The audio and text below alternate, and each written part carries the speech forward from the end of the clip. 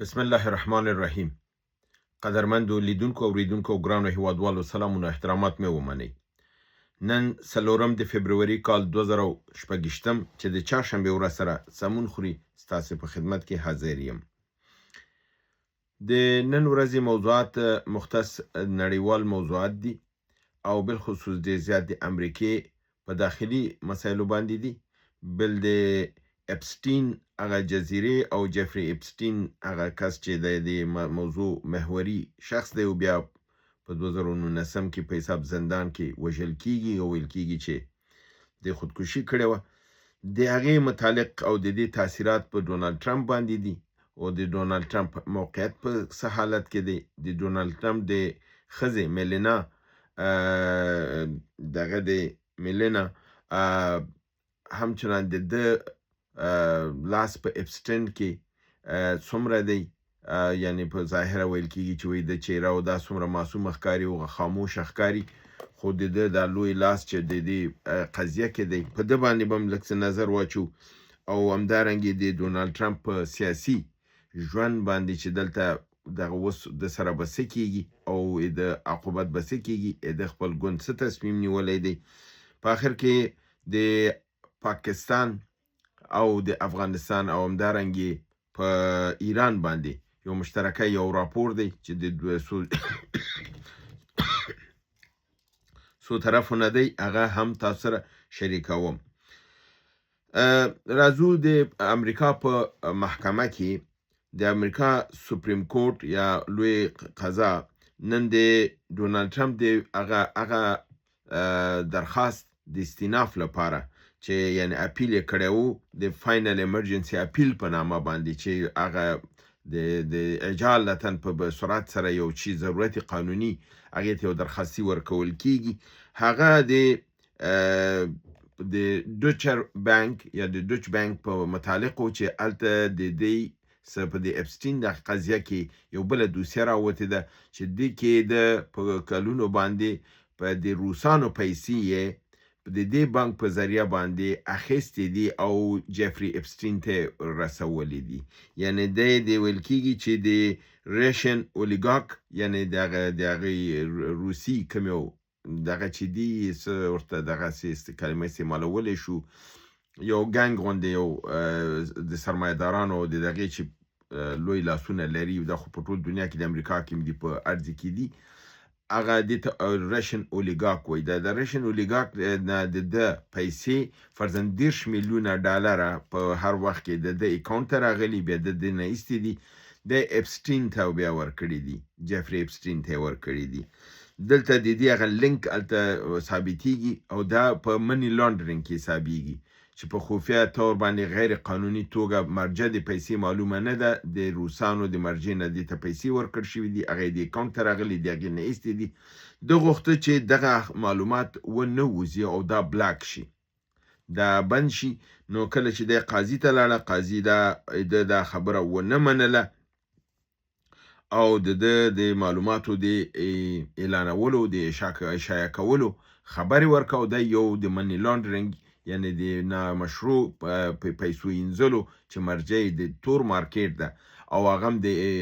جفری اپسټین سره په هغه جزیره کې د دخالت او د هغې لپاره په روسانو ته وساطت کول دا پې باندې ثابتېږي. نو دې لپاره د په مقابل کې دا دغه وشو چې دا دوسیه به افشا کیږي او د ده باندې به دا چارج راځي او دا یو جرم دی. همدارنګې د سینټ د میجارټي سپیکر یعنی سپیکر اف د هاوس ورته وایي، یعنی د پارلمان د سینټ رئیس، مجلس د لوی جرګې رئیس مایک جانسن د ده یو ټلیفوني خبرې کنورسیشن لیک شوی دی. په هغې کنورسیشن کې هغې خبرو کې دی وایي چې موږ باید ډونالد ټرمپ د خپل سیټ نه څومره چې زر کېږي دا باید لرې کړو. د ده بودن زموږ لپاره مرګ په حساب دی، موږ ته مرګ تمامیږي. موږ به په جون 2014 کې اصلا خپل سیټونه ونه ګټو، موږ به خپل سیټونه ټول وبایلو او د ده لپاره که موږ غواړو چې زموږ ګوند یعنی ریپبلیکن پاتې شي او موږ په سیاست کې ژوندي پاتې شو نو باید موږ ډونالد ټرمپ چې دی دا باید تر هغې وخته پورې نور پاتې نه شي زر تر زره باید دا لرې کړو بیا په عین خبرو کې دی په دې دغې تلیفوني خبرو کې دی وایي چې موږ نشو کولی نور دی وزغمو او دی د ریپبلیکن لپاره د مرګ په مسابې دی همدارنګې بیا ورکوي چې ډنمارک زمونږ لپاره د مرګ کوی وکنه په جهاني سطح باندې او زمونږ د 60% چې دغه په حساب د خلکو د تایید رایه وه دی راته په ځمکه ووهله اوس فعلا موږ که چېرته دفعتاً انتخابات وشي د خپل د سینټ نه چې فعلا 53 سیټه لري یعنې میجارټي ده د اکثریت دی دی وایي چې 10 سیټه زموږ د لاسه ځي یعنی کم یو سیټونه چې اوس د دموکراتانو سره دي 10 سیټه نور هغې زیات موږ نه ګټي یعنی کاملا اکثریت په دې سینټ کې اخلي نو د دې د مخنیوي لپاره موږ باید د ده مخه ونیسو په همدې اساس باندې په د دې په مقابل کې په حساب شاهدان د خپله د ګوند نه د ریپبلیکن نه د قاضي مخې ته دغه شوي دي او په هغې کې په حساب د هغوی نه دغه اخیستل شوی دی چې دی به شهادت ورکوي د جرمونو باندې چې دی کوم جرم کړی خو په دغه وخت کې چې خپله په دې قضا کې وایي د ډونالد ټرمپ ناست او د دې قاضي دا هم ښځه ده ریبیکا سټون قاضي د چې کله د شاهدانو نوم لوسته نو ډونالد ټرمپ غلی ناستو او اورېدلی چې د په مقابل کې به څوک وټنس یا شهادت ته راځي نو 11 نومونه و کله دا 10 نومه چې اوري خو دومره ټکان نه خوري خو دې کې یو نوم چې اخیستل کېږي دا ډېر زیات ټکان خوري خپل دا سترګې سر کلک نیسي سترګې پیدا کېږي او دا سر ټیټ اچي او داسې لکه یو بم چې پرې وچوي علت یې څه و هغه علت یې دا و چې دغه کاش پوټیل چې دی دا د دې یو ډېر نږدې کس دی چې فلحال د اف بی آی یعنی د امریکا د مرکزي فدرال بیورو انویسټیګیشن رئیس دی او دا د چون ډېر اعتمادي سړی دی دا اداره یې دې ته ورکړې ده او په عین حال کې دا په اوله دور د ډونالد ټرمپ کې په مخکینی ځل کې دی په ایز دی چیف آف سټاف فار پنټاګان یعنی رئیس د ادارې دی پنټاګان د تعیین کړی و چې ډېره مهمه چوکۍ ده دا چون اعتماد یې پرې ډېر و ده او بل دا ده چې وایي داسې میټینګ د ډونالد ټرمپ نه دی چې دی په هغې کې نه اوسي او د ډېرو زره سري معلوماتو نه دی خبر دی او په دې باندې 3 میاشتو نه کار کېده دی د برحالم د اف بی آی رئیس دی او په د اف بی آی رئیس خپله اوس حاضر دی چې د رئیس جمهور په مقابل کې شهادت ورکړي چې د قانون نه تخلف کړی دی او ډېر نور مسایل چې دي هغه دا کړي نو ځکه د باندې نهایت تاثیر وکړ او دی هلته چې ناست و دی چې واورېده نو دی په دې پوه شو چې دا د نظام د مرګ مسله ده د نظام په ختمېدو دی نور د نظام ته څه پاتې نه دي همدارنګې د میلینا چې د میلینا ټرمپ یعنی د ډونالد ټرمپ کډه چې ده دا د ده متعلق کې دا معلومات راغلي دي چې د اپسټین مسله چې ده دا اصلا د پخوا د مخکې ده نه چې د ډونالد ټرمپ سره واده وکړي د اپسټین سره دې کار کوه د خو ماډل وه هغه سره یې کار کوه او ده به د وړې جنکیانې به اپسټین ته د ماډلینګ په نامه باندې به جنکیانې د اروپا او د مختلفو ځایونو نه غولولې به یې په پیسو به یې اخیستلې دا به اپسټین ته هغې جزیرې ته به یې وړلې او د دې اپسټین یوه الوتکه وه 220 نمبر الوتکو نه وه چې دا په نامه د فضایي بدکاریو تیارین باندې یادېدله یعنې فایشخانې به هوایي ورته ویلي چې یعنې دا روابط د جنسي به په فضا کې به هلته به دوی په تیاره به فضا کې وه دوی هلته ښه کوټه او محاول دا یې درلودل د نه به استفاده کوله ویل کېږي چې اول ځلې د اپسټین دا خبره کړې ده چې کله دی ژوندی و ویلي دي چې اول ځلې ډونالد ټرمپ چې د خپل ښځې سره هم بستر شو مخکې د واده نه نو دا زما په تیاره کې په فضا کې ورسره هم بستر شو او د همدې ځای نه یې ملګرتیا شروع شوله او په هغه جزیرې ته به چې ډونالډ ټرمپ دی تلل نو دی به ورته هلته د جنکۍ به دغې خپل ښځې ورته راوستلې چون د ډونالډ ټرمپ دا مرض ورته معلوم و چې دی د وړو جنکیو سره علاقه لري کله چې دی د اول دوره کې رئیس جمهور شو هلته هم ورته دا کار کوه او اوس هم نو په دې اساس باندې وایي چې د دې د معصومې چهرې پسې مه ځئ د اصل فساد د ده کې دی د ده سره ډېر معلومات دي ځکه چې دی مخکې له دې نه چې ډونالډ ټرمپ ښځه شي دا په اپسټین سره و او په دې سلسله کې په نړیواله سطح اپسټین ته په هغه جزیره کې کار کو او دغه جنکۍ چې فرضاً خلاف د قانون دی ځکه د عمر د لحاظ نه وړوکې به وي انډر ایج به وي نو دا به دې وړلې او دا جرم دې کړی دی یعنې دلته اوس دوی دا کوشش کوي چې دا مسله داسې دغه کړي چې دا هم په دې قضیه کې راتلونکې ده نو په دې اساس باندې د دې د جرم ډېر دغه دی اوس راځو چې سینټ کوم ماده لپاره د امپیچمنټ چې په کاره ده هغه ماده د آرټیکل 2 وړوکی څپری 4 چې په هغې کې دا ویل کېږي که یو رئیس جمهور خلاف د قانون کار وکړي یعنې نظام ته باعث خطر شي او خپل تعهد مات کړي نو دا باید امپیچمنټ شي یا مواخذه شي او دا ماده دغه شوله په اکثریت سره دا پاس شوې ده او د دې په اساس باندې کېدی شي چې ډېر ژر د دې په مقابل کې د اسنادو دغه جوړ شي حتی دا ویل کېږي چې آینده یوې هفتې پورې کېدی شي د ده د مواخذه په سینټ کې شروع شي ځکه چې سینټ وایي چې څومره زر دا مسله یو طرف کو او جي ډي وینس راشي قدرت ونیسي دا به د امریکا لپاره بهتري غیر له هغه نه د ده ضرر امریکا ته رسیږي هر ساعت او هر دقیقه نو دا د امریکا د تاریخ لپاره یو توره لکه ده نو د دې اساس باندې دا د دې نتایجو ته موږ رسیږو چې د ډونالډ ټرمپ ورځې شمارل شوي دي دا به د قدرت نه لرې کېږي په اسرائیلو کې به نتانیاهو لرې کېږي او دلته به نړیواله سطح باندې په سیاست کې به یو لوی بدلون راځي بل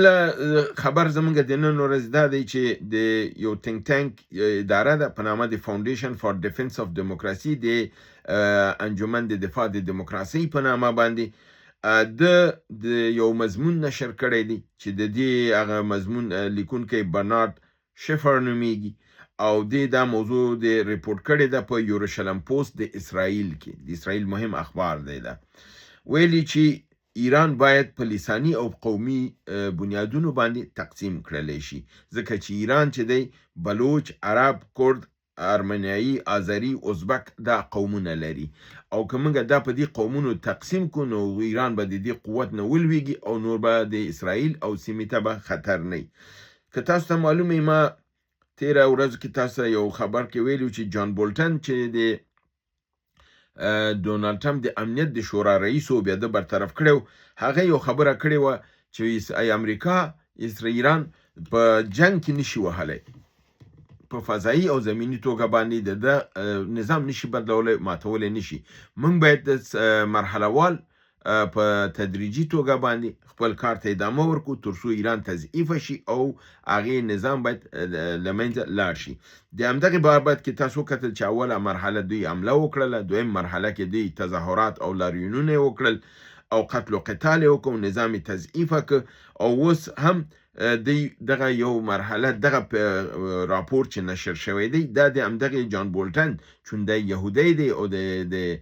یهودو په اشارو باندې خبرې دغه کوي نو دلته دا معلومیږي چې دغه مضمون هم چې یروشلم کې دغه شوی دی دا د هماغه جان بولټن د مرحله وال دغې په سلسله کې یو خبره ده چې ایران باید تجزیه شي او دا کی او دا خبره پاکستانیان څنګه اوس راپور کوي چې دا د پاکستان د معلومات سره هم دکو دا کومه واقع چې په بلوچستان کې وشوله چې اوس پاکستان نظام قتل و قتال شروع کړی دی د بلوچانو په نامه د سرمچاري هر څوک وژني او خپل اقرار کوي چې اوس د وژنو تعداد د 200 نه واوښته نو دی دا وی چې دغه لوبه چې په بلوچستان کې وشوله دا اصلا د ګریټ گیم یا د لوی لوبي یو حصہ ده او هغه لوی لوبه امدا ده چې د ایران د تجزیه لپاره پروګرام روان دی ایران د تجزیه ترڅنګ به پاکستان نه بم د خوره جدا کیږي دا اوس خپل پاکستانیان وایي چې دا ګریټ گیم لوبه ده او همدې لپاره د پاکستان په اردو باندې او په لوی درستیز باندې د امریکا د خوا نه اوس پابندیګانې لګیږي چې ته اسلحه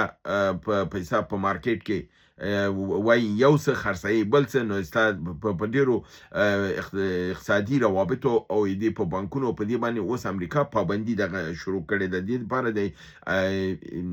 د پاکستان اردو چې دا اوس په حساب ورخطا ده چې دا لوبه چې ورسره روانه ده دا خطرناکه ده د دوی لپاره. او دوی دا فکر کوي چې دغه لوبه چې بلوچستان کې موشله دا د ګریډ گیم یعنی د لوی لوبې یو حصه ده. او دغه چې پاک ایران په هکله دا مضمون راغلی دی چې یروشلم دا کیږي، دوی دا وایي چې دغه تجزیه د ایران او د پاکستان چې ده دا لوی بلوچستان جوړوي. بیا په ضمن کې دوی خو دردکۍ موږ سره هم لري، افغانستان سره دردکۍ لري، نو دوی وایي چې کیدای شي د افغانستان نه کوم ځای کې چې بلوچ دی لکه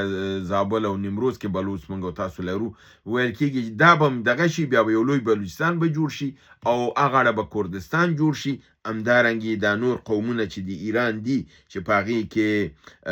عرب هم دي،